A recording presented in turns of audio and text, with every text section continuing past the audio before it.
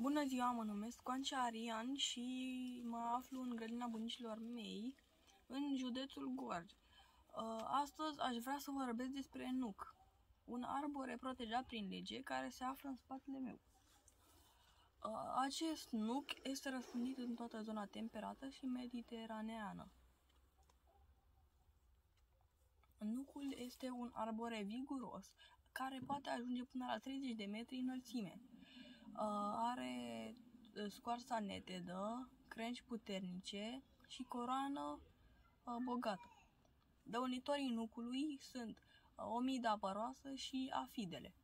Beneficiile nucilor. Nuca este sursă de sănătate. Conține proteine, grăsimi și acizi grași. Ele protejează inima și ajută pentru memorie și concentrare. Nucile fac sângele să circule mai bine. Voi știați că dacă spargeți o nucă, miezul lor arată ca un creier? Sau ca două inimi identice?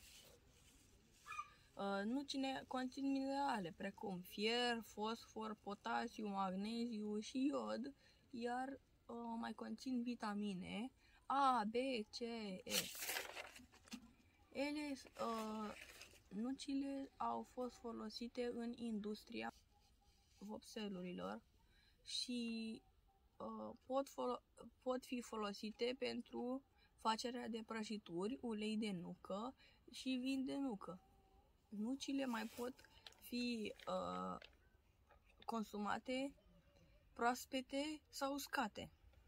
Liderii mondiali ai nucii: China, SUA, Iran și Turcia.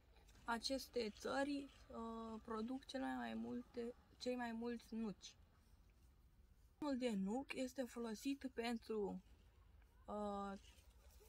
facerea de mobilier și embarcațiuni de lux. Plantele, copacii și natura sunt foarte importante pentru noi, mai